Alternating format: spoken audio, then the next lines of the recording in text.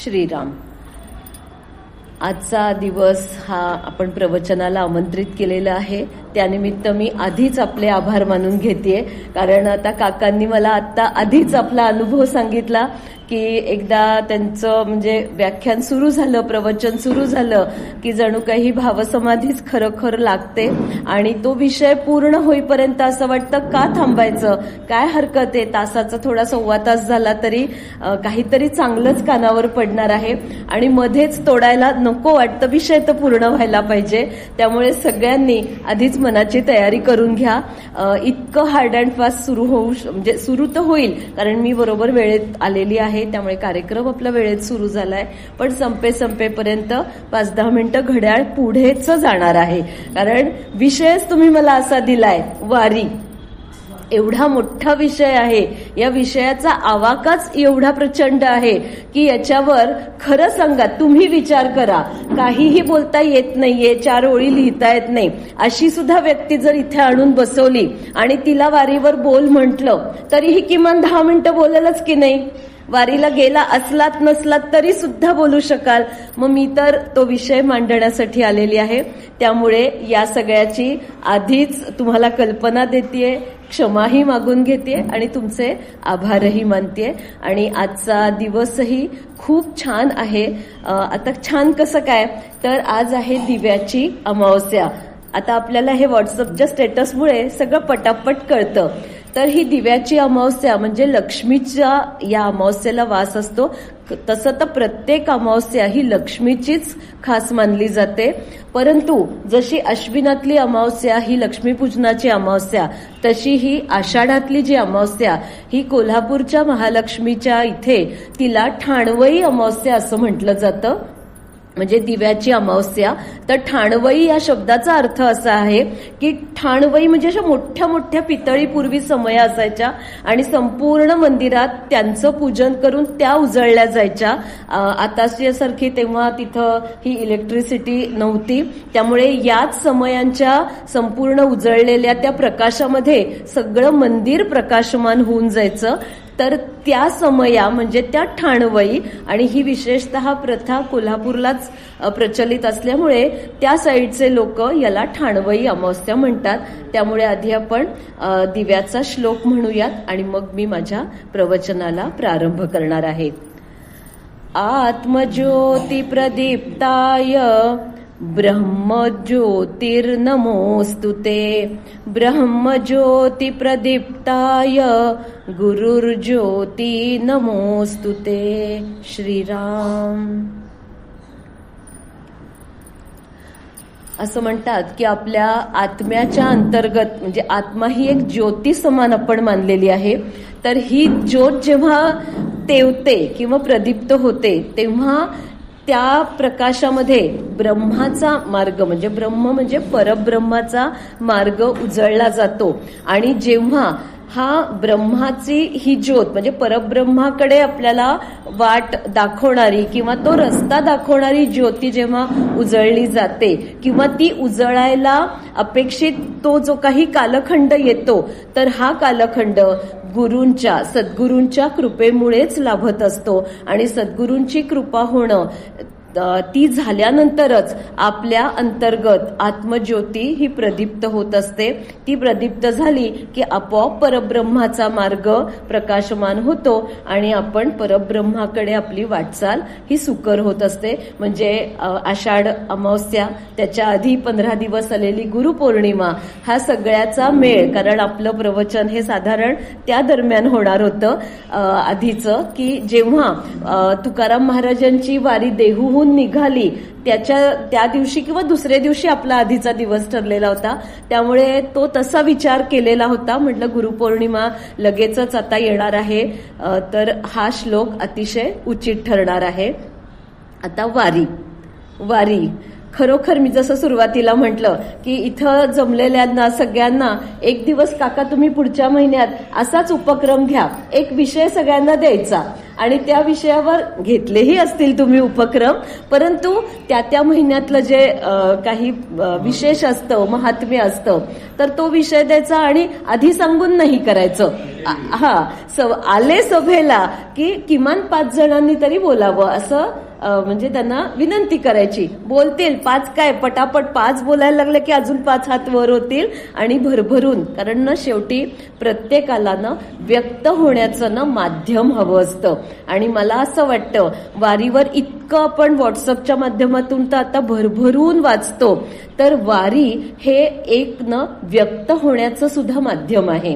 म्हणजे पांडुरंगाची भक्ती आहे, पूर्वापार चालत आलेली परंपरा आहे, घराण्याची परंपरा आहे, किंवा मला वाटतंय म्हणून मला जावंसं वाटतंय किंवा माझी इच्छा, हे सगळं आहे ना. या सगळ्या मागे काय महत्वाचा धागा आहे तर मला व्यक्त व्हायचं असतं. व्यक्त काय व्हायचंय तर माझा भक्तिभाव मला व्यक्त करायचा आहे आणि तो व्यक्त करण्यासाठी सगळ्यात उत्तम मार्ग म्हणजे वारीचा मार्ग. आता वारी ह्या शब्दाचा अर्थ असा आहे, आपल्या आरतीमध्ये सुद्धा वारी हा शब्द येतो. जन्म मरणा ते वारी, म्हणजे जन्म मरणाची वारी म्हणजे मुळातच ना गोल रिंगण असा अर्थ आहे. परत परत परत फिरून फिरून येणारी. आता बघा, वारी ही पंढरपूरची वारी असते आणि यात्रा आपण तीर्थक्षेत्रांच्या यात्रा करतो.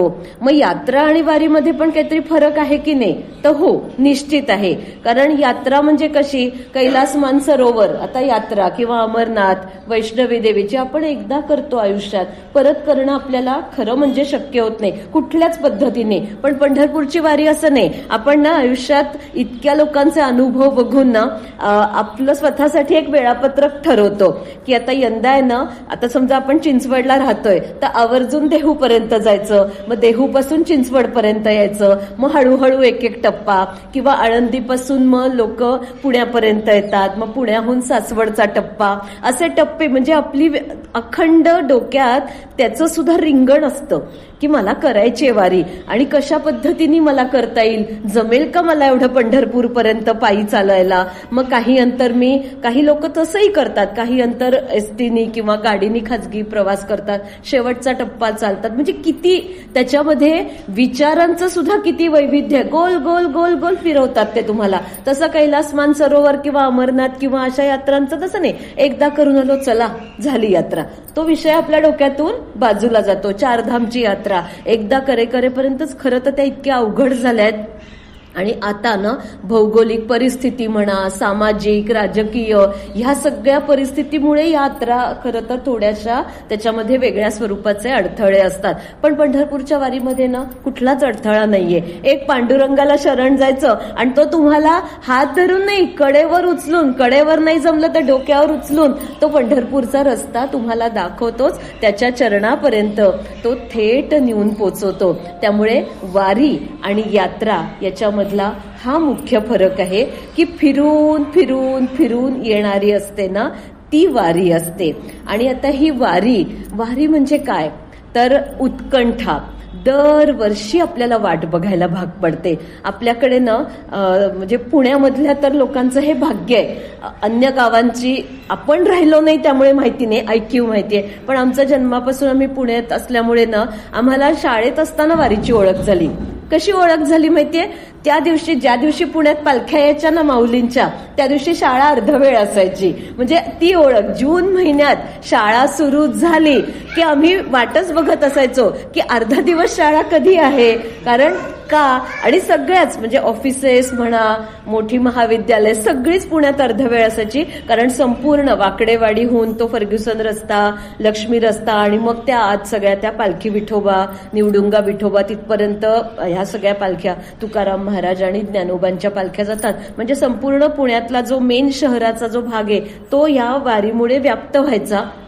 मग वेगवेगळ्या ठिकाणाहून येणारे लोक कसे तिथे पोचणार, म्हणजे ऑफिसवाले, त्यामुळे अर्धवेळ सुट्टी. त्यामुळे वारीची ओळख आहे ना पुण्यात राहणाऱ्या असल्यामुळे अशी लहान वयात, शाळेच्या वयात. आणि बघा म्हणजे मोठ्या मोठ्या भक्तांना तर वारीची ओढ असेल, उत्सुकता असेल, माहिती असेल, पण बालवयात सुद्धा हे बीज रोवलं गेलं. असं म्हणतात ना की वारी ही पेरायची असते, तर ही बालवयात अशी आमच्या मनात पेरली गेली. काही कळत नव्हतं, पण पालख्या यायच्यात, पालख्या यायच्यात, पालख्या यायच्यात. आणि हो, मग आईबाबांचा तो वारसा होता. म्हणजे आमच्या आईबाबांनी कधी वारी नव्हती केली, पण लक्ष्मी रोडला पालख्या यायच्या, तर तिथे मात्र आवर्जून घेऊन जायचे. आणि तिथे माऊलींच्या पालखीचं, तुकाराम महाराजांच्या पालखीचं दर्शन, आणि खूप सुकर होतं. एवढी प्रचंड गर्दी, एवढी धक्काबुक्की, रेटारेटी हा काहीच प्रकार नव्हता. सहज बरोबर, आणि वेळा पण ठरलेल्या असायच्या. बरोबर संध्याकाळी 5:30 पावणे 6ला माझ्या आत्याचं घर होतं, आम्ही तिथे जाऊन बसायचो. आणि बरोबर त्या वेळेत, म्हणजे वारी म्हणतात ना शिस्त, वारीमध्ये शिस्त पण तितकीच वाखाणण्याजोगी आहे.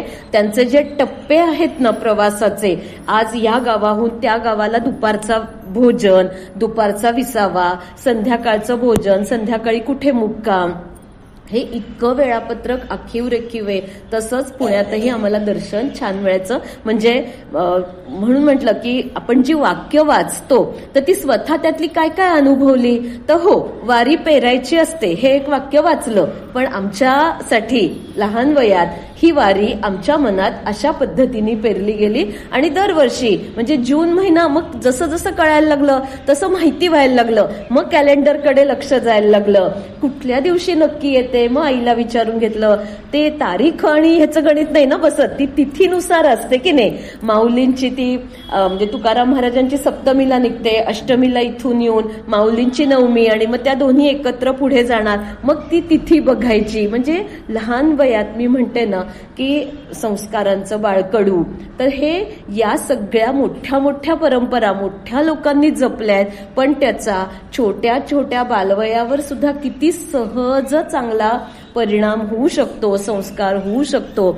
याच्यासाठी वारी, म्हणजे वारी ही संस्कारांची असते. आता वारी ही अनुभवायची वारी आम्ही बालवयात अशी अनुभवली, मोठे मोठे वारकरी त्यांच्या त्यांच्या पद्धतीने अनुभवतात. पण वारी म्हटलं ना की आमच्या बालवयात आम्हाला आनंद, अर्धवेळ शाळेला सुट्टी, म्हणजे जे म्हणतात ना की वारी ही आनंदाची वारी असते. बालवयातला तो आमचा अनुभव वेगळा, शाळेला सुट्टी हा आनंद, पण वारकऱ्यांचा आनंद म्हणाल तर त्यांचा आनंद हा वेगळाच आणि हा अवर्णनीय. काय हो आनंदाचं त्यांच्या निधान, तर या वारीतून चालत जाऊन त्या विठ्ठलाचं दर्शन घ्यायचं हा आनंद. आणि हेही आपल्याला माहितीये, आज लाखो, म्हणजे यंदा तर गिनीज बुक वर्ल्ड मध्ये पंढरपूरचं रेकॉर्ड झालेलं आहे की काहीतरी 36 लाखाहून वारकरी त्या दिवशी पंढरपुरात उपस्थित होते. आता एवढ्या सगळ्यांना आत मंदिरात जाऊन त्या पांडुरंगाचं दर्शन झालं असेल का हो? खरं म्हणजे नसतंच झालेलं. बरेचसे वारकरी तिथपर्यंत जातात, चंद्रभागेचं दर्शन घेतात, दूरवरून कळसाचं दर्शन घेतात आणि लगेच परतीच्या प्रवासाला पण निघतात, कारण तिथे थांबणं सगळंच, म्हणजे सगळ्या पुढच्या सुविधा यांच्यासाठी म्हणजे कोणीच तिथे पुरं पडू शकत नाही. बस त्या भूमीला पाय टेकले एवढाच आनंद. पण हा आनंद किती गगनात तुम्हाला नेणारा आहे, म्हणजे गगनात भरारी मारून आणणारा आहे. आणि तेवढ्यासाठी जवळजवळ ही 18 दिवस, म्हणजे जवळजवळ 3 आठवडे ही वारी चालत असते. म्हणजे आळंदीहून, देहूहून, महाराष्ट्रातून तर अनेक संतांच्या अशा पालख्या पंढरपुरात जात असतात. त्याच्यातल्या 7 संतांच्या ह्या पालख्या पंढरपुरासाठी प्रसिद्ध आहेत, त्याचा पुढे उल्लेख घेणारच आहे. तर सांगायचं तात्पर्य काय की वारी म्हणजे आनंदाचं निधान, वारी म्हणजे चैतन्याचा खरोखर महासागर, आणि वारी म्हणजे आपुलकीचा बहर. किती आपुलकी असते.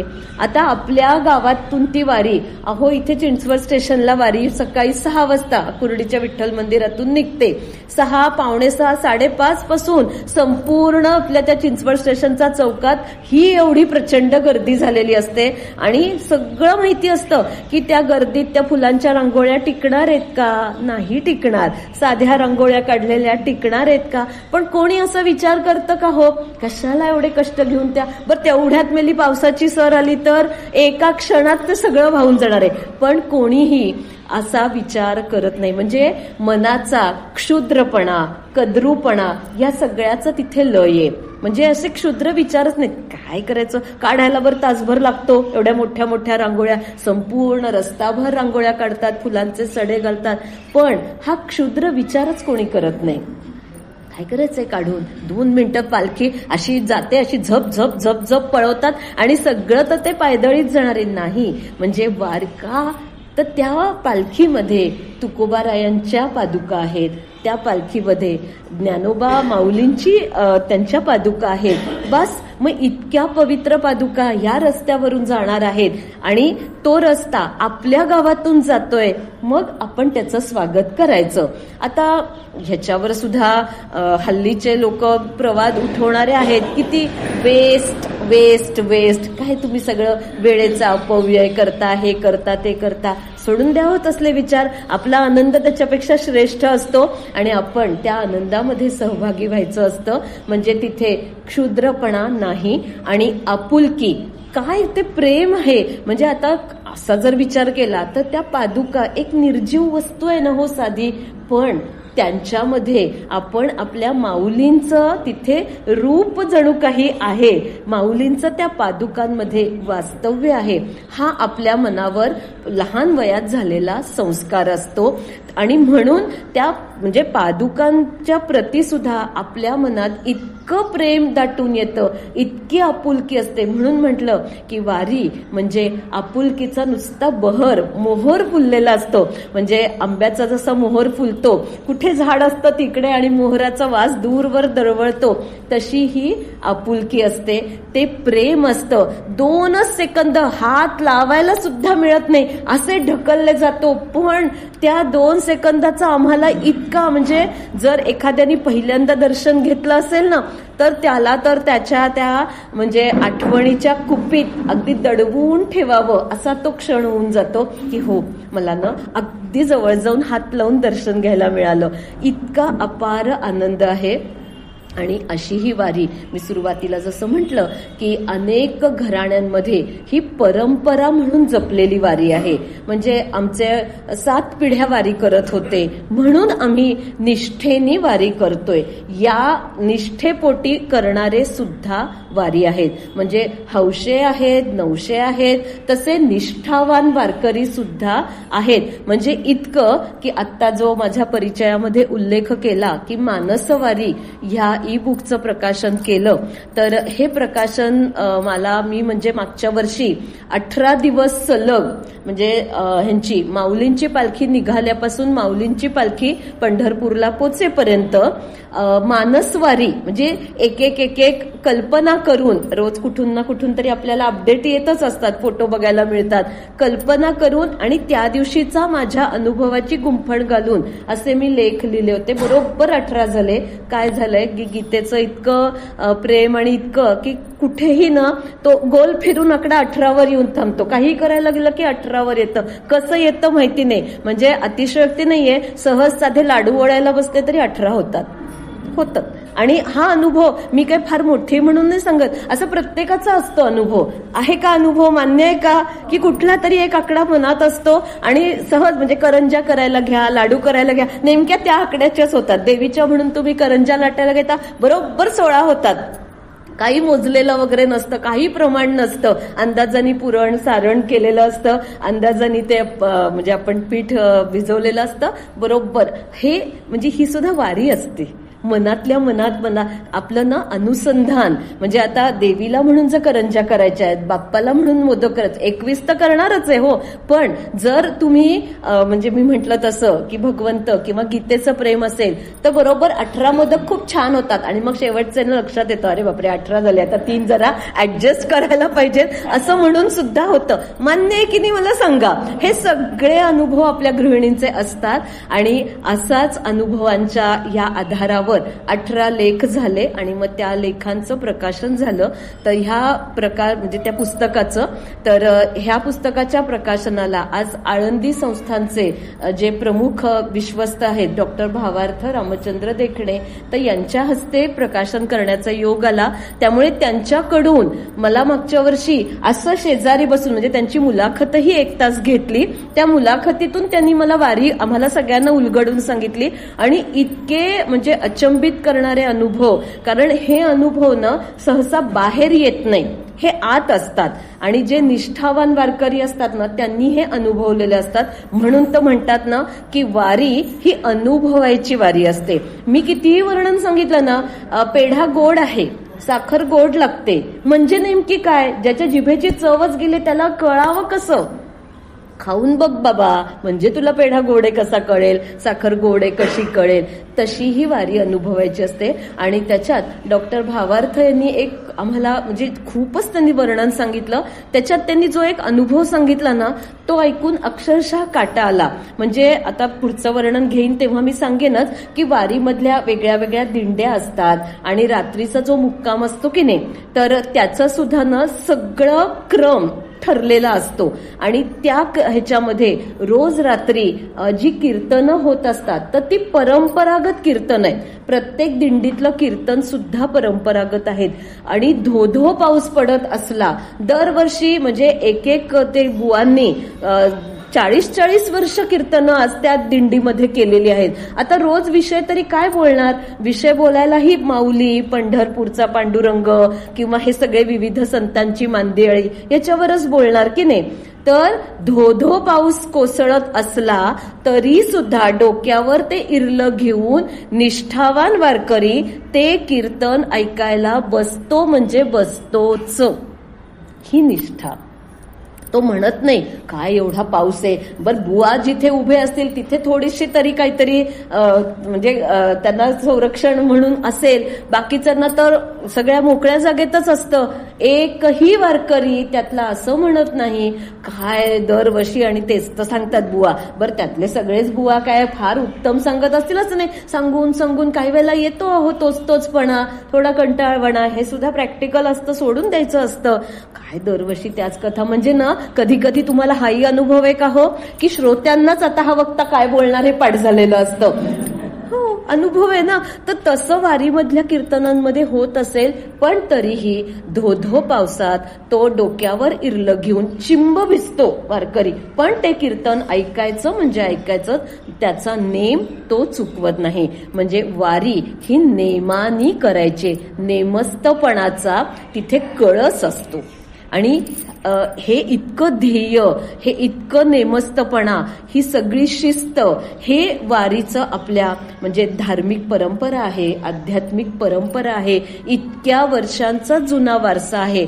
पण अनुभवांची खूप मोठी कार्यशाळा म्हणजे वारी आहे. आता थोडासा वारीचा इतिहास बघूयात.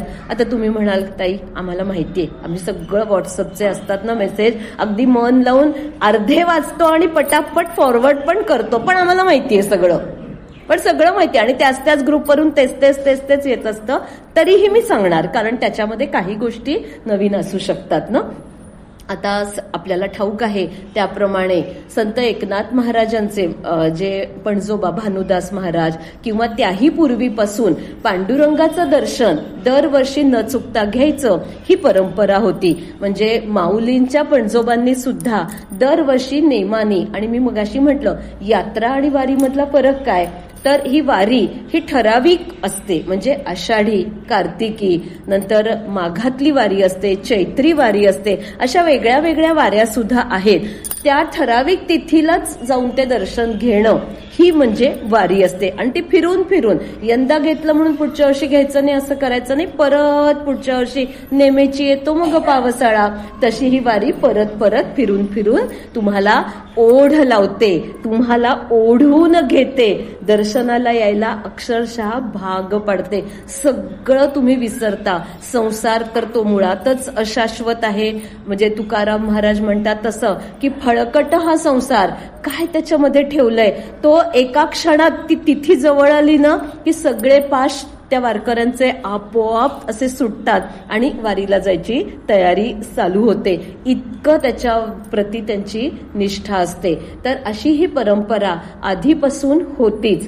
परंतु संत तुकाराम महाराजांचं जेव्हा वैकुंठ गमन झालं तर त्याच्यानंतर जवळजवळ 36 वर्षांनी त्यांचे जे नातू आहेत, नारायण महाराज देहूकर म्हणतात त्यांना, तर त्यांनी पहिल्यांदा संत तुकाराम महाराजां, कारण महाराज पण पंढरपूरच्या पांडुरंगाचं दर्शन घ्यायला दरवर्षी न चुकता जात होते.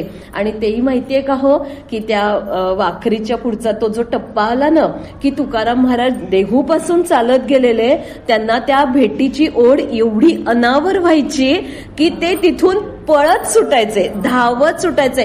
आजही वारकरी, इतकी वर्ष झाली तुकाराम महाराजांचं वैकुंठ गमन होऊन, पण तो टप्पा आला की तिथून अक्षरशः धावत सुटतात. काय ओढ, काय म्हणजे कोणीही याला वेडेपणा समजत नाही. तो भाव म्हणजे बोलताना सुद्धा खरोखर अंगावर काटा येतो. कारण ना तुमचा त्या पांडुरंगाप्रती, त्या विठ्ठलाप्रती इतका भक्तिभाव दृढ असतो की तुम्ही म्हणजे तो वारकरी असा विचारच करत नाही की आता हे सगळे फोटो व्हायरल होत आहेत, सोशल मीडियावर जात आहेत, हसत असतील ना लोक काय बावटासारखे पळतात म्हणून. सरळ चालत गेलं तरी पांडुरंग तिथेच उभा आहे, तो कुठे पळून चाललाय, तुम्ही कशाला धावत जाताय. पण जसं तुम्ही बघितलंय का, शाळेतून मूल जेव्हा संध्याकाळी किंवा दुपारची शाळा असेल, सकाळची घरी येतं, स्कूल बस किंवा रिक्षातून मुलं उतरतं, आई असते, आजी असते, आजोबा असतात, आता हल्ली कोणीतरी त्यांना न्यायला तिथे उभं असतं. तर ते बसमधून उतरलं की तेवढी 5-10 पावलं असतात, काय धावतं की नाही ते मूल, किती त्याला आनंद होतो. कारण 4-5 तासानंतर त्याला त्याची आई म्हणा किंवा आजी आजोबा ते भेटतात. रोजच भेटतात की घरी गेल्यावर असतात, 2 दणके पण खायचे असतात की, किंवा नेमकंच आजीने टीव्ही लावला असेल तर ह्याचं रडगाणं, काही नाही तर शिशू असते, काही नाही तर भूक असते, मग आजीचा ओरडाही असतो. सगळं रोजचं तेच वातावरण असतं. पण त्या बसमधून उतरलं की ती आजी दिसली किंवा आजोबा दिसले की ते मूल धावतं, ओढीनं धावतं. ती ओढ ह्या पांडुरंगाच्या प्रती या सगळ्या वारकऱ्यांची असते आणि तीच तुकाराम महाराजांची होती. त्यामुळे ते अक्षरशः त्यांचं देहभान अर्पायचं आणि त्यांना असं वाटायचं की किती वेळ मी चालू, हे बा विठ्ठला आता मला कधी दर्शन देतोय, असं म्हणून ते अक्षरशः धावत सुटायचे.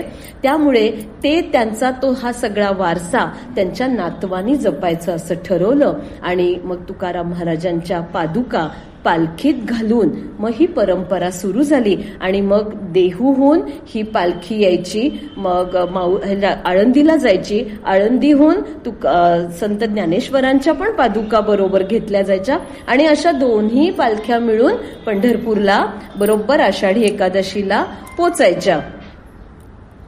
तर वारी म्हणजे शिस्त, वारी म्हणजे नेमस्तपणा आणि ती शिस्त आहे ना ती पुढे सांगणारच आहे कशी ती. तर झालं असं की काही वर्ष हा सगळा असा उपक्रम शिस्तशीर चालू राहिला. पण कधी कधी असं होऊ शकतं, अनेक काही अडचणी उद्भवतात किंवा आपापसातले वादविवाद काहीतरी उद्भवू शकतात आणि मग याच्यामध्ये ना थोडा विस्कळीतपणा आला आणि हा आलेला विस्कळीतपणा हा पुन्हा शिस्तशीर पद्धतीने आज जी वारी आपण बघतोय ती वारीचे ते जे प्रणेते आहेत ते म्हणजे हैबत बाबा पवार यांनी या वारीला, या पालखीला त्या काळी म्हणजे 1831 मध्ये ही त्यांनी हैबत बाबा पवार यांनी ही जी वारी सुरू केली आहे ती आज तागायत त्याच पद्धतीनं जशीच्या तशी चालू आहे. आता या हैबत बाबा पवारांविषयी जाणून घेऊयात. कोणाकोणाला त्यांचं चरित्र माहीत आहे म्हणजे मला त्यानुसार रंगवून सांगायला किंवा मग आटोपतं घ्यायला. हैबतबाबा पवारांचं चरित्र माहीत आहे, सांगते. तर हैबतबाबा पवार हे म्हणजे सैन्यामध्ये होते. म्हणजे ग्वाल्हेरचं जे शिंदे सरकार आहे ना, तर त्याच्यामध्ये धारकरी म्हणून त्यांचं तिथं नेमणूक होती.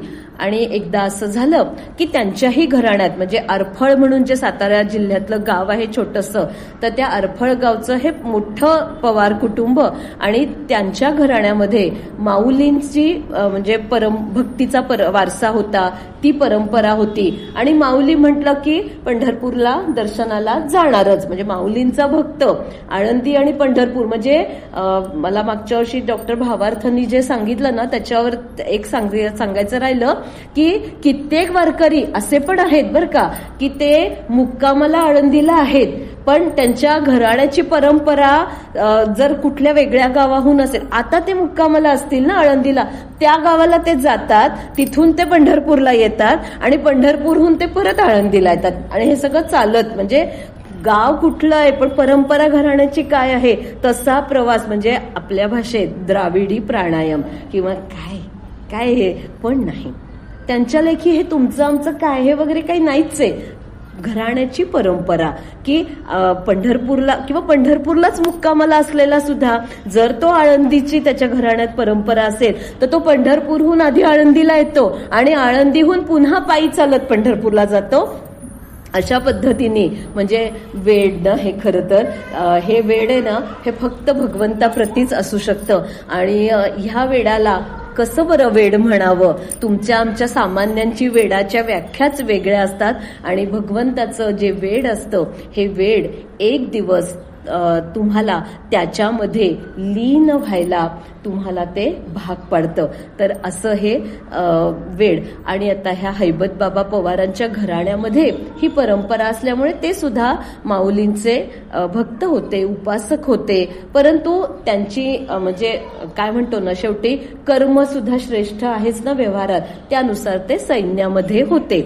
आणि एकदा असं झालं की मधली काही सुट्टीचा काळ असतो, तर त्यावेळेला ग्वाल्हेरहून आता अरफळला ते यायला निघाले. एक छोटीशी तुकडी घेऊन यायचं, म्हणजे अरफळचे स्थानिक किंवा आजूबाजूच्या परिसरात राहणारे अशी ती जी तुकडी असेल तर त्यांना घेऊन ते यायला निघाले.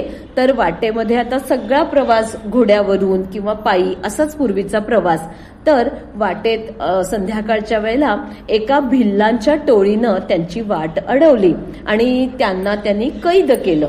आता हे सगळे सैनिक आणि हैबतबाबा पवार यांचा तर सरंजाम हा म्हणजे ते मोठ्या पदावर असल्यामुळे जसे म्हणजे एखाद्याला आपण म्हणतो ना की राजेशाही थाट, तर तसाच ते मोठ्या पदावर असल्यामुळे त्यांचा पोशाख, हातामध्ये दागिने किंवा त्यांची ती पगडी, हैबतबाबांचा एक सुरेख असा फोटो तैलचित्र आळंदीला पण आहे, आपण बघू शकता की त्यांचं रुबाबच तसा होता. तर अर्थातच यांच्याकडे काहीतरी धन दौलत मिळणार या हेतूने ती भिल्लांची टोळी त्यांना कैद करतात आणि त्या सगळ्यांना एका गुहेमध्ये सरळ ते बंद करतात की बघू 2 दिवसांनी अन्न पाण्या वाचून जरा तडफडले की आपोआपच सगळं देतील आणि कुठे खजिने वगैरे लपवलेले असतात किंवा खजिन्यांचा पत्ता सांगतील, त्यानुसार तिथे जाऊन लुटायला बरं. कारण नुसतं यांच्याकडे असं कितीसं मिळणार आहे, मोठं डबोला हवं असतं की नाही. तर त्याप्रमाणे त्यांना एका गुहेमध्ये बंद करण्यात येतं. आणि हैबतबाबा पवारांचा रोजचा दिनक्रम हा हरिपाठ वाचण्याचा असायचा. आता हैबतबाबांनी तिथे सुद्धा हरिपाठ वाचायला सुरुवात केली आणि त्यांना असं जेव्हा ते तिथे एकचित्त झाले तेव्हा माऊलींची त्यांनी मनोमन करुणा भाकली आणि त्यांनी माऊलींना असं विचारलं की हे सगळं जे आता झालंय हे माझं पूर्व सुकृत असणार की मी अशा पद्धतीने सैन्यामध्ये एवढा मोठा असून आत्ता मी काहीच त्यांचा प्रतिकार करू शकलो नाही आणि मी इथे बंदिवान होऊन पडलो. म्हणजे जसं ना शनीचा फेरा असला की शनी तो बरोबर तुम्हाला अडकवतो, तर तसा त्यांच्या मागे तो बहुधा फेरा लागला.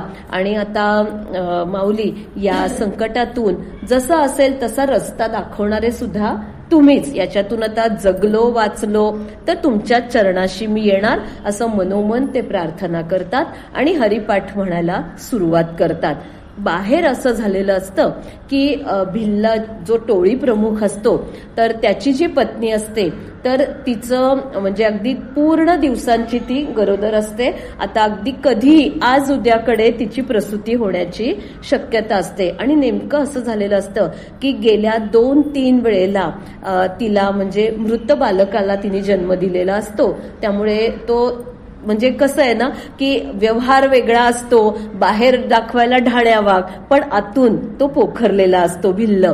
त्यामुळे तो भाग मात्र त्याचा हळवा असतो की मूल जगत नाहीये आपलं आणि म्हणून तो पण संचित असतो की काय म्हणजे काय होणार आता या वेळेला. आणि असं होतं की तिची प्रसूती सुखरूप होते आणि मुलगा जन्माला येतो. रात्र छान व्यवस्थित बाळाची आणि त्या बाळंतिणीची सुखरूप पार पडते. जनरली असं होत असणार की लगेचच म्हणजे किंवा जन्माला जरी जिवंत आलं तरी लगेच काही तासात त्या बालकाचा मृत्यू होत होता. त्यामुळे रात्र पार पडते, दिवस उजाडतो, तोही पूर्ण दिवस जातो. इकडे यांचा हरिपाठाचा अखंड म्हणजे पाठ म्हणणं चालूच असतं. तोपर्यंत ह्याच्या म्हणजे गावी पण नसतं की आपण एखादी असं कोणाला इथे बंदी करून ठेवलंय, कारण तो त्याच्या वैयक्तिक आनंदात की मुलगा म्हणजे मुलाचा जन्म झाला आणि एक अख्खा पूर्ण दिवस झाला आपलं पुत्र हा जिवंत आहे, तो त्याच आनंदात. आणि मग संध्याकाळी ती जेव्हा त्यांच्या पत्नीला तो भिल्ल भेटायला येतो तेव्हा ती म्हणते माझ्या कानावर आलं की असं असं तुम्ही काही लोकांना बंदी करून ठेवलंय, तर मी एक तुम्हाला आर्जव करू इच्छिते. भिल्ल आनंदात असतो ना, आता पत्नीला खुश करण्यासाठी तर कुठला नवरा उत्सुक असणार नाही. त्यामुळे तो म्हणतो की काय हवंय, तुझी काय इच्छा आहे, बोल ना. तर ती म्हणते माझी अशी इच्छा आहे की आपल्या घरी इतका आता आनंदाचा क्षण आहे, कितीतरी 2-3 वेळा आपल्या आशा गेल्यानंतर आता पुत्ररत्न आपल्याला सुखरूप जन्माला आलेलं आहे. तर अशा वेळेला हे असे कोणीतरी चांगली लोक त्यांना तुम्ही बंदी करून ठेवलंय, त्यांची हाय माझ्या बालकाला आणि आपल्या घराण्याला लागायला नको, म्हणून माझी अशी इच्छा आहे की तुम्ही त्यांना मोकळं करा. मग बरं म्हणतो तो आणि मग तो आदेश देतो की ह्यांना तुम्ही मोकळं करा. त्याप्रमाणे तो जातो, दुसरा जो कोण त्यांचा भिल्ल असतो आणि त्या सगळ्यांना मुक्त करण्यात येतं आणि त्यांच्याकडची धन दौलत तेवढी काढून घेतली जाते आणि त्यांना सांगितलं जातं की आता तुम्ही तुमच्या गावाला जाऊ शकता. आता असं सांगितल्यानंतर त्यांची पुढचा प्रवास सुरू होतो आणि त्या प्रवासामध्ये हैबत बाबा अंतर्मुख होतात आणि त्यांना असं वाटतं की आज मला हे जे आयुष्य लाभलंय कदाचित हा आपला पुनर्जन्म आहे. कारण हे भिल्ल वगैरे लोक ते असे कोणाच्या प्राणांची वगैरे पर्वा करणाऱ्या ह्याच्यातले कधीच नाही मिळालं डबोलं तुमच्याकडे तर सरळ म्हणजे मानेवरून सुरा फिरवणारे त्यांची जमात. त्यामुळे मी आज जगलो वाचलो तर हे कशासाठी, आता पुन्हा प्रपंच करण्यासाठी का, तर नाही. आज मला हा जो पुन्हा जन्म आता जो लाभलाय किंवा मला हे आयुष्य जे परत पुढचं जगण्याची संधी भगवंतांनी प्राप्त करून दिली आहे, तर ही संधी कदाचित मला पांडुरंगाची माझ्या माऊलींची सेवा करण्यासाठीच लाभली असणार. असं म्हणून ते अरफळला न जाता थेट आळंदीला येतात आणि आळंदीला येतात, माऊलींच्या समाधीवर डोकं ठेवतात आणि अत्यंत सद्गदित अंतःकरणानं ते माऊलींची करुणा भागतात आणि म्हणतात की माऊली काहीतरी माझ्या हातून यापुढे म्हणजे माझं काहीतरी पूर्व सुकृत असं होतं म्हणून मी बंदिवान झालो. एवढा मोठा दरारा माझ्या सैन्यामध्ये, दबदबा धारकरी हैबत बाबा पवार म्हणून माझी ओळख, पण आज माझी 2 दिवस काय अवस्था झाली. म्हणजे कर्माचा फेरा पडला ना की माणसाचं होत्याचं नव्हतं होतं तसं यांच्याही बाबतीत झालं आणि त्याच्यातूनही तुम्ही मला सुखरूप बाहेर काढलं. तर आता हा जो मला पुढचा जन्म जो मिळतो आहे किंवा माझ्या आयुष्याचा जो उर्वरित भाग आहे हा फक्त आणि फक्त मी तुमच्याच सेवेसाठी अर्पण करणार आहे. असं म्हणून ते आपल्या अरफळ गावाला निरोप धाडतात की आता काही मी आपल्या गावामध्ये परत येणार नाही. प्रपंचाची जी काय सोय लावायची आहे, बरं धन दौलत किंवा ह्याच्याकडून तर त्यांना कुठेच काही कमी नसतं. फक्त आता त्यांच्या कुटुंबाला त्यांची मात्र अनुपस्थिती ही मात्र नक्कीच जाणवणार असते. परंतु सगळे येऊन भेटून जातात, मनधरणी करतात. पण हैबत बाबा पवार आपल्या विचारापाशी अगदी एकनिष्ठ असतात. ते अजिबात त्यांचं मन द्रवत नाही. त्यांचं मन आता फक्त ह्या माऊलींच्या सेवेसाठीच द्रवणार असतं. द्रव शब्दाचा अर्थ बघा, सुंदर आहे. द्रव म्हणजे आपण ज्याला धात आहे म्हणतो ना, प्रवाही म्हणजे पाणी, दूध, तर तो प्रवाह म्हणजे द्रवणार. आता हे मन, ह्या मनाचा हा प्रवाह आता हा कुठे जायचा आहे, तर माऊलींच्या भक्तीच्या प्रती आणि तो पांडुरंगाप्रती जाणार असतो. आणि त्या दिवसापासून मग त्यांचा आळंदीतच मुक्काम होतो आणि आळंदीतच त्यांचा नित्यक्रम चालू होतो. रोज रात्री आळंदीमध्ये रात्री समाधीच्या इथे बसून हैबत बाबा पवार हे हरिपाठ म्हणायचे आणि रोज संध्याकाळी ते तिथे कीर्तन पण करायचे. आजही ही परंपरा आळंदीकरांनी अतिशय निष्ठेने जपलेली आहे.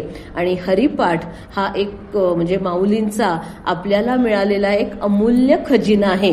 कारण भगवद्गीतेच्या 700 श्लोकांवर माऊलींनी 18,000 ओव्यांमध्ये निरूपण केलंय. 700 श्लोक वाचणं कठीण, 18,000 ओव्या वाचणं कठीण. अरे तुला छोट्यातला छोटा घास म्हणजे आई जशी आपल्या छोटं लेकरू असतं, जोवर अजून खूप व्यवस्थित खाता येत नसतं, छोटे छोटे घास करून देते ना, मग त्याला अगदी अंजारून गोंजारून म्हणते, खा बाळा, हा घास काऊचा, हा घास चिवचा, प्रेमाने. कारण ते त्यांनी खाणं तिच्यासाठी महत्वाचं आहे.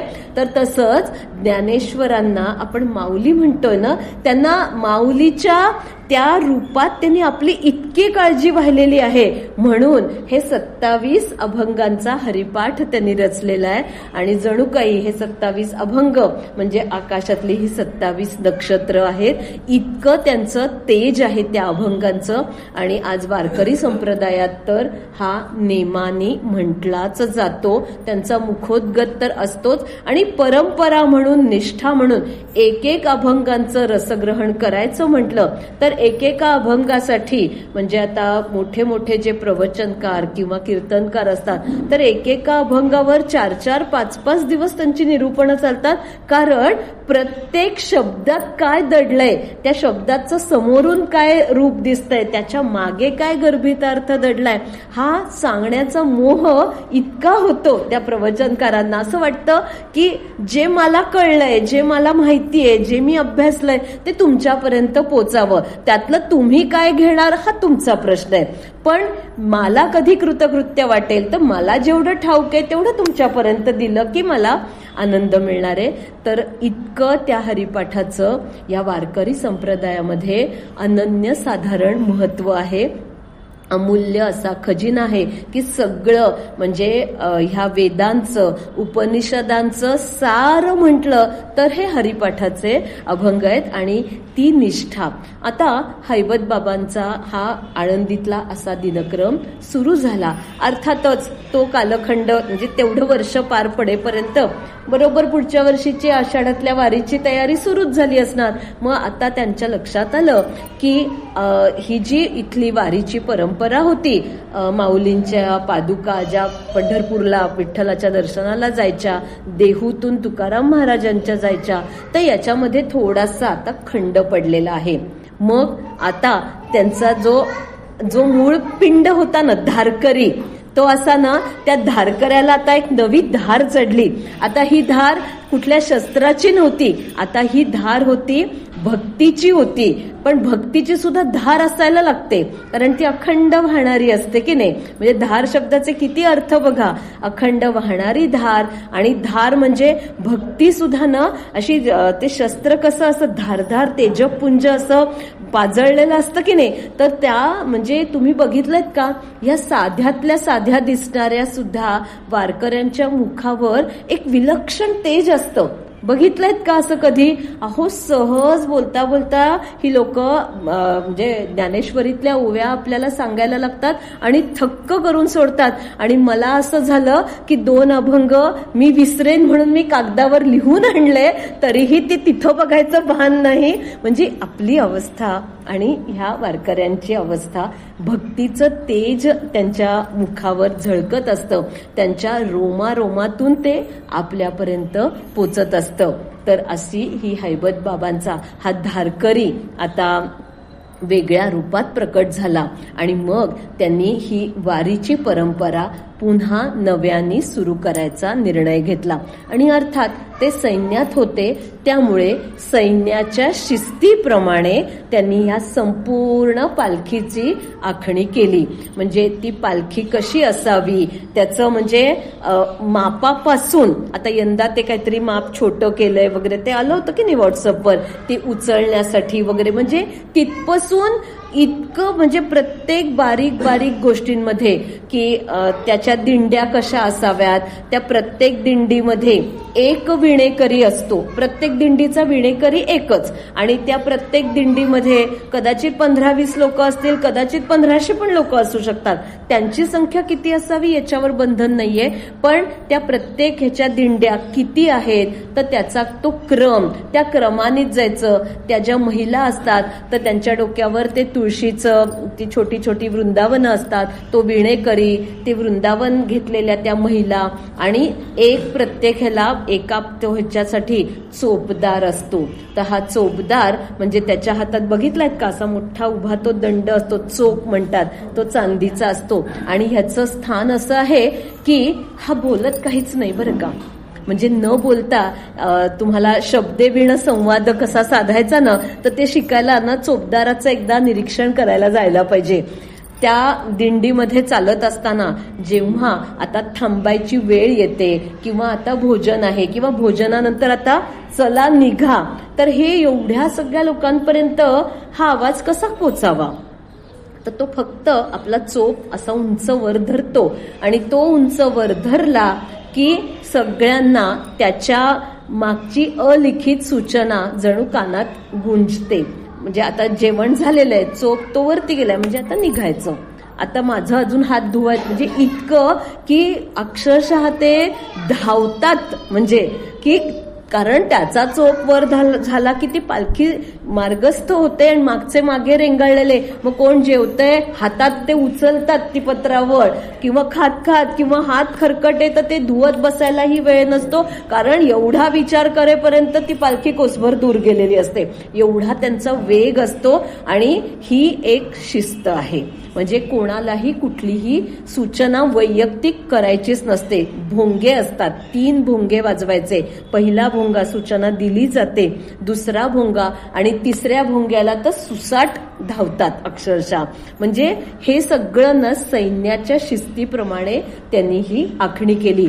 इतकं की जिथे जिथे मुक्काम असतो तर तिथे माऊलींची पालखी, तर तिची जी म्हणजे तो तंबू असतो की नाही, तो सगळ्यात त्या मध्यभागी असतो आणि त्याच्या भोवतीने इतर सगळ्या दिंड्यांचे तंबू ठोकले जायचे.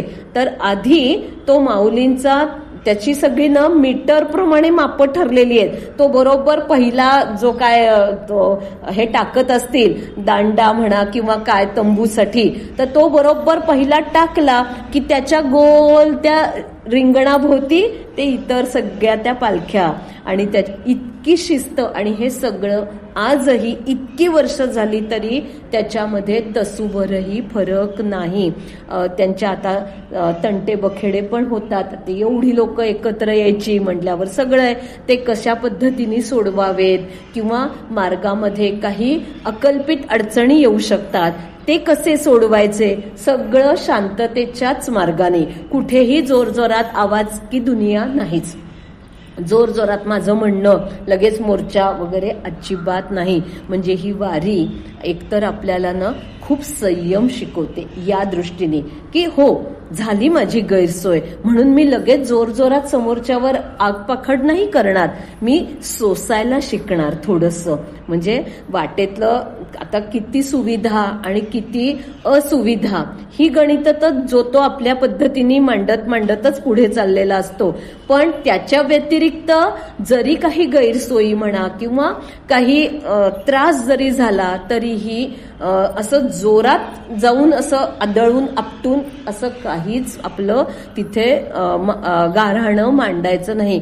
शांततेच्या मार्गाने, शिस्तीच्या मार्गाने आपलं गाऱ्हाणं, ज्याच्यावर जो उपाय त्या पद्धतीने तो उपाय दिला जातो.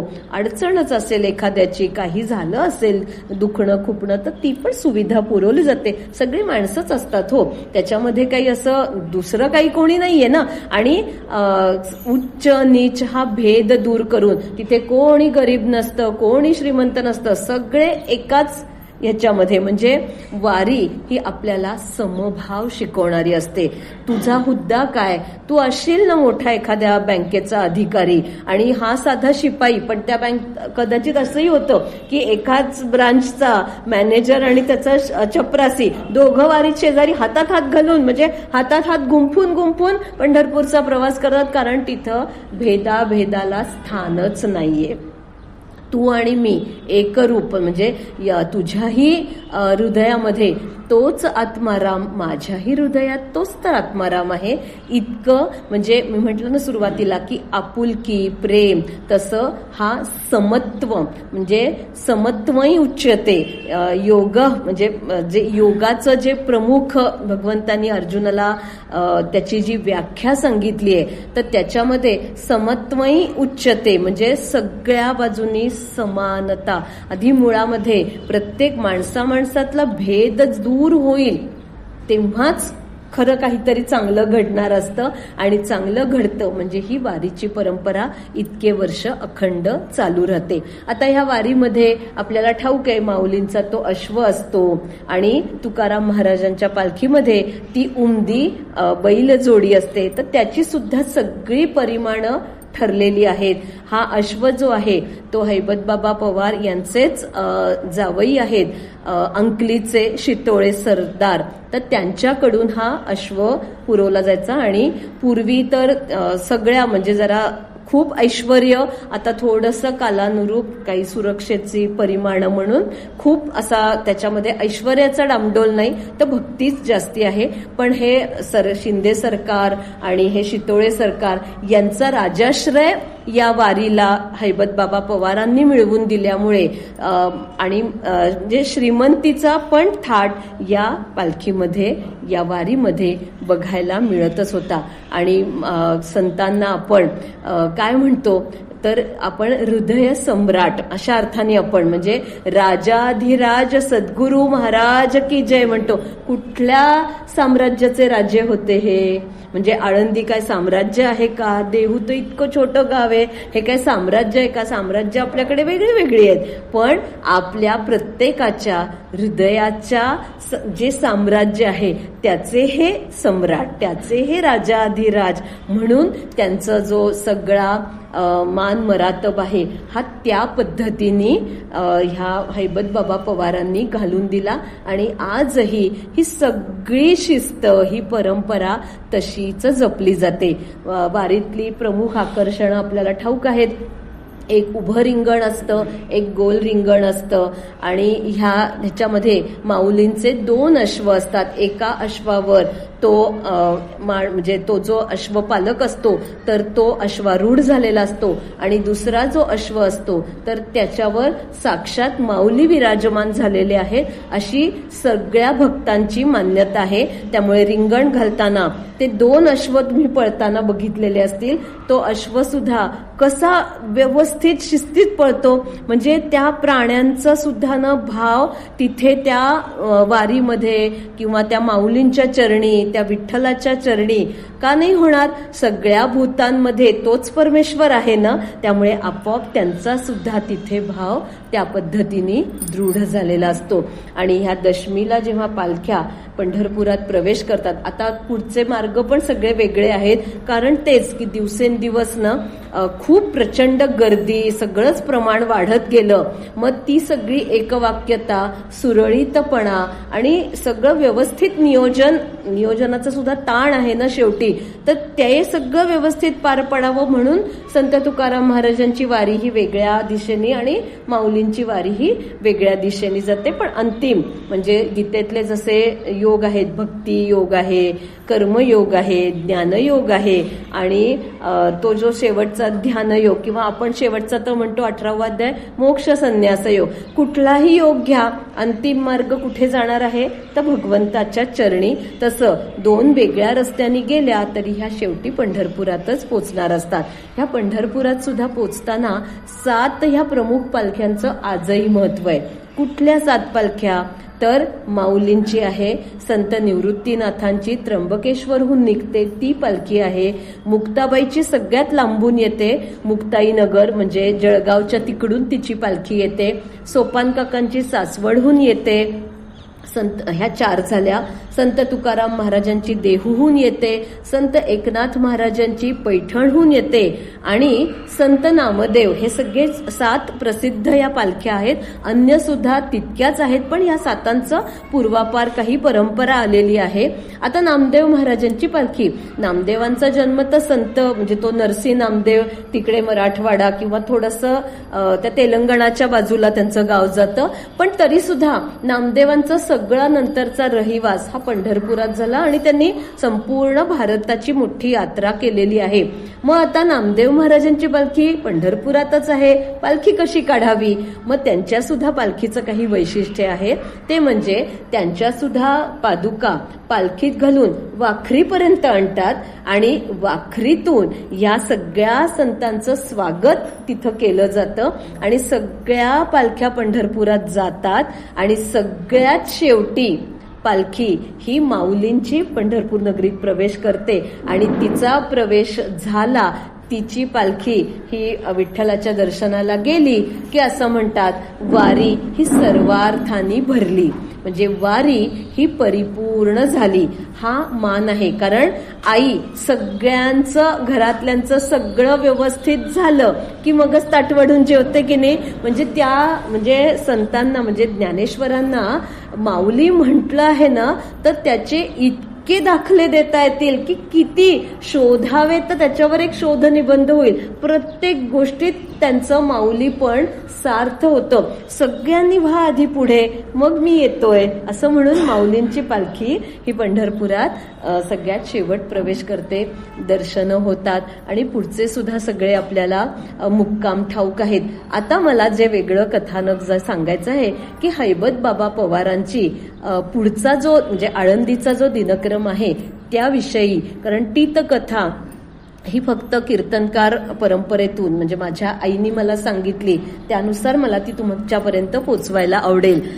जशी पंढरपुरामध्ये संत नामदेवांची जशी पायरी आहे की नाही, तर तशी तुम्ही सगळ्यांनी आळंदीतलं माऊलींच्या समाधीचं दर्शन घेतलेलं आहे. मला वाटतं मध्यंतरी 1-2 वर्षापूर्वी ज्ञानेश्वरी हाताने ग्रंथलेखन केलं, ते पण तिकडे जाऊन समाधीवर ठेवून बऱ्याच लोकांनी तसंही केलंय. तर तिथं माऊलींच्या समाधीला जाताना हैबत बाबा पवारांची एक पायरी आहे. कधी पाहिलंय, ऐकलं आहे नसेल ना तर त्यांनी आता आवर्जून जेव्हा केव्हा आळंदीला जाल ना तेव्हा हे आवर्जून पहा. तर या हैबत बाबा पवारांच्या पायरीचं महत्व आणि ते झाल्याशिवाय ही वारी पूर्णच होत नाही. कारण ह्या सगळे म्हणजे माऊलींची ही पालखी, त्यांच्या पादुका आषाढी एकादशीला पंढरपूरला जाऊन आल्या की त्या परत आळंदीला ह्या परवाच्या एकादशीला येतात आणि तुकाराम महाराजांच्या देहूला जातात. त्या एकादशीच्या दिवशी दोन्ही ठिकाणी मोठी आरती आणि सगळा तो पालखीचा सोहळा तिथे संपन्न होतो. तर तत्पूर्वी या हैबत बाबा पवारांच्या त्या पायरीचं पूजन पण करण्याची एक परंपरा आहे. तर हैबत बाबा पवारांचा असे सगळ्या पद्धतीने ही शिस्तशीर वारी आखून दिल्यानंतर ते स्वतःच आणि आजही या पवारांनाच या म्हणजे आरफळकर पवारांनाच या पालखीचा प्रथम मान आहे. तेच त्याचे सर्व आहेत. आज त्यांच्या पुढच्या पिढ्या ज्या काही आहेत आजही तेच ह्याचे प्रमुख मानकरी आहेत.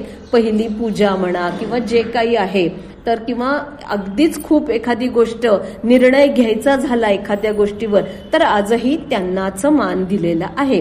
तर अनेक वर्ष हैबतबाबा पवार या सगळ्या शिस्तशीर पद्धतीने ही पंढरपूरची वारी करत होते. आता शेवटी हा देह आहे, हा नश्वर आहे, किती वर्ष तो कार्यरत राहील, हळूहळू तर थकणारच की नाही. आणि मग जसा त्यांचा देह थकत चालला तसं त्यांना पायी वारी करणं अशक्य व्हायला लागलं. आणि एके वर्षी तर त्यांच्या तब्येतीने आता जणू काही संपच पुकारला होता आणि अजिबात त्यांची तब्येत त्यांना लक्षात आलं की साथ देणार नाही. खूप वय म्हणजे 90-92 वयपर्यंत त्यांचं आयुष्य होतं आणि इतक्या वयापर्यंत म्हणजे असं अगदी निश्चित आकडा नाहीये उपलब्ध, पण असं समजा की आता सुद्धा आज आपण बघतोय ना 80 वर्षापर्यंत अनेक ज्येष्ठ नागरिक छान टुकटुकीत व्यवस्थित आपला दिनक्रम करतायत. मग तेव्हा तर का नसतील करत, चालत जाण्याची तर नक्कीच धडाडी त्यांच्यात असेल. तर जवळजवळ 80-85 पर्यंत ते स्वतः पायीवारी करत होते. पण एके वर्षी त्यांच्या तब्येतीने आता त्यांची साथ सोडली आणि तेव्हा असं झालं की आता त्यांना म्हणजे जसं पांडुरंगाचं दर्शन होतं ना तर त्या भक्तांना ना त्यांचे अश्रू अनावर होतात. तर तसं ह्यांना रात्रंदिवस आता अश्रू अनावर व्हायला लागले. जसे जसे आता तो ज्येष्ठ महिना येईल, म्हणजे नवीन वर्ष लागलं, चैत्र पाडवा झाला, वैशाख सरला, आता हळूहळू ज्येष्ठ येईल, माऊलींच्या पालखीचं प्रस्थान करायचं आणि तब्येत तर आपली साथ देत नाहीये, कसं करावं. अश्रूंचा त्यांना अक्षरशः रोज त्यांचं म्हणजे अश्रूंचा माऊलींच्या समाधीला त्यांचा आता अभिषेक व्हायला लागला. आणि दिवसातून आता किती वेळेला हरिपाठ ते म्हणत होते त्याची संख्याही मोजायचं आता त्यांना भान राहिलं नव्हतं. आणि डोक्यामध्ये एकच विचार की आता माझ्याकडून पंढरीची वारी होईल का.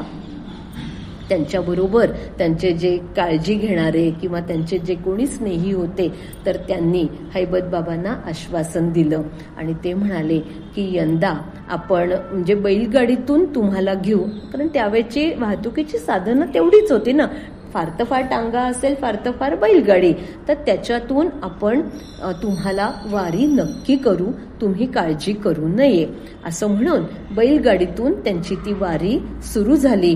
आणि हळूहळू पण त्यांची तब्येत खूप जास्त खालावत गेली. कसे तरी ते पंढरपूरपर्यंत पोचले. वैद्य बरोबर होते, जे काही जुजबी औषध होतं ते देत होते, पण आता यांनी हळूहळू औषधं खूप घ्यायची नाही असं सांगूनच ठेवलं होतं की फक्त नामस्मरण अखंड. मग नंतर तर तो हरिपाठ पूर्ण म्हणण्याच्या ऐवजी फक्त ती एकच ओळ त्यांच्या मुखातून अखंड यायला लागली. देवाची ये द्वारी उभा क्षणभरी तेणे मुक्तीचारी तर साधी येल्या. तर अशा पद्धतीने त्या पांडुरंगाच्या दाराशी जायचंय आणि क्षणभर तिथं मला स्वतःच्या पायावर उभं राहायला मिळावं एवढं एकच ते. आणि पांडुरंगाचा गजर, माऊलीचा गजर करत करत ते पंढरपुरात पोचले.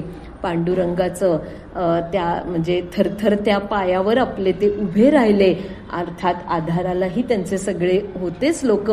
दर्शन घेतलं, त्याच्या समचरणांवर त्यांनी डोकं टेकवलं आणि एकच ठरवलं की आता परत माऊलींकडे आपल्याला जायचंय. म्हणजे किती ध्येय, माऊलींच्या प्रती इतकी दृढ निष्ठा की त्या विठ्ठलाचं दर्शन झालं तरी मनातली ओढ माऊलींचीच होती. म्हणजे आता तुम्ही म्हणाल की एवढं विठ्ठलाचं दर्शन झालं, आता काय हवंय. म्हणजे खरं तर तिथंच जर डोकं टेकवून तिथंच जर प्राण गेला असता तर मोक्षच मिळाला असता की.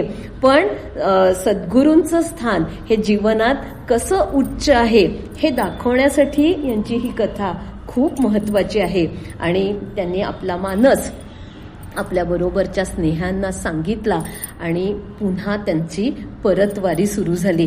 नुकतीच आपल्या इथे संत तुकाराम महाराजांची परतवारी चिंचवड गावात येऊन गेली. त्या परतवारीचाही आपण चिंचवडकरांनी दर्शन किंवा अगदी प्रत्यक्ष नसेल जमलं तरी व्हॉट्सअपच्या माध्यमातून सगळ्यांनी फोटो वगैरे बघून तोही आनंद घेतलेला आहे.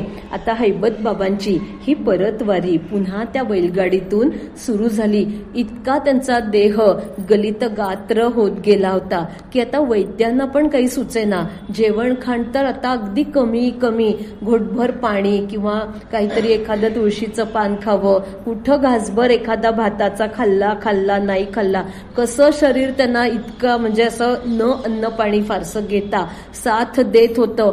फक्त एकच ध्यास होता की माऊलींच्या चरणाशी जायचं आहे, माऊलींच्या समाधीवर आपल्याला डोकं टेकवायचंय, म्हणजेच ती वारी पूर्ण होणार आहे. मी सुरुवातीला सांगितलं की नाही की आळंदीचा जो वारकरी असतो तो आळंदीहून पंढरपूरला जातो, तिथं त्याची वारी संपत नाही, पुन्हा पंढरपूरहून तो आळंदीला येऊन त्या समाधीवर डोकं टेकवतो, तेव्हा त्याची ती वारी पूर्ण होते. आणि यांना आपली वारी पूर्णच करायची होती.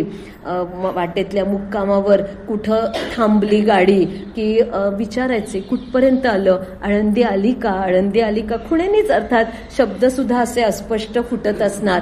आणि सगळे मुक्कामही त्यांना इतके पाठ झालेले होते की विचारायचे ते की कुठला मुक्काम आहे, कोणी उत्तर द्यायच्या आधीच ते नाव सांगायचे की आता इथपर्यंत आलो असू. म्हणजे घड्याळ डोक्यामध्ये ते इतकं परफेक्ट, कारण ते इतकी शिस्त आणि इतका नेमस्तपणा रोमरोमात त्यांच्या भिनलेला होता की ठराविक टप्पा पार झाला म्हणजे हे गाव आलं असणार, हे गाव आलं असणार. मनानी एक एक गाव ते असं पाठीमागे टाकत त्यांचं मन आळंदीकडे धावत होतं, पण शरीर खूपच आता त्यांची साथ सोडण्याच्या मार्गावर होतं.